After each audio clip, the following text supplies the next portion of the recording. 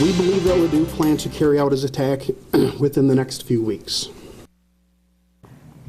Police say a major tragedy was narrowly avoided thanks to the diligence of the public. Thank you for joining us. Had a citizen not called 911 to report a man acting suspiciously, the town of Waseca could have made national headlines for all the wrong reasons. A teenage high school student, we are now learning from police, was ready and able to pull off a deadly attack on his classmates.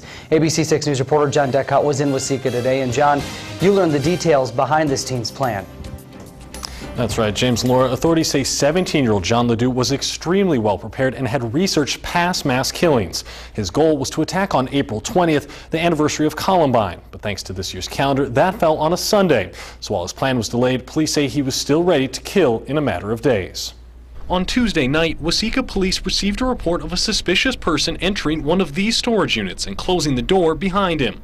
When they arrived, they found 17-year-old John Ledoux and a variety of bomb-making equipment. He did tell us in an interview that if he had had a firearm with him, that he would have shot at the officers who responded to the storage unit. Ledoux also told police he had an SKS assault rifle, 400 rounds of ammunition, and multiple handguns back in his room. There, police also found a 180-page notebook locked in his guitar case that contained extensive details about his plans. The first entry in that journal was dated July 24, 2013, and in subsequent entries, Ledoux referenced mass shootings at Columbine High School, Virginia Tech, and Sandy Hook Elementary, critiquing their strategies and what he thought they did right and wrong. His own plans were laid out in extensive detail, with entries chronicling his experiments with different bomb materials. Ledoux also admitted to setting off the explosives made of CO2 cartridges which were found at the Hartley School in March of 2014. He indicated they were done to experiment for his larger plan at the Waseca Senior High School. He also documented reconnaissance trips he made to the school and attempts he made to acquire yet more weapons and ammunition. His final plan appeared to be set from the very beginning. Ledoux revealed his plan was to kill his family members, start a diversionary fire in rural Waseca to distract first responders, and travel to the Waseca Senior High School. Once at the high school, Ledoux first planned to set off a number of explosions. Ledoux had been working on pressure cooker bombs, among others, devices very similar to those used in the Boston Marathon bombing. With those explosions causing chaos in the building, Ledoux then planned to kill the school's liaison officer and continue setting off fires and explosions, saying he planned to shoot students as they tried to escape. Students and school administrators alike said they were deeply disturbed by the allegations and vowed to work harder to prevent similar situations in the future. These kinds of events should be a warning sign to us all.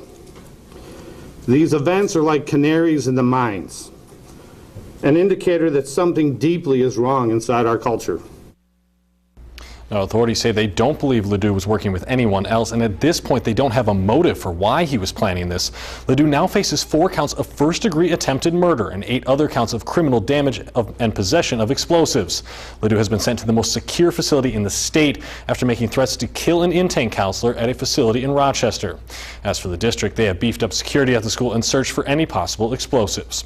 Reporting live in studio, John Decott, ABC 6 News. Just unbelievable there. Thank you, John. We are still working to learn more about just exactly who John Ledoux is. Administrators said he was quiet, got good grades, and never caused any problems in school, saying school officials reached out to him repeatedly trying to make a connection. A fellow student said he had never would have expected Ledoux was capable of anything like this. He was very reserved, quiet kid. I mean, never came off as mean or rude, you know. I mean, kept to himself, but he never seemed mean to people. Seemed like a nice person.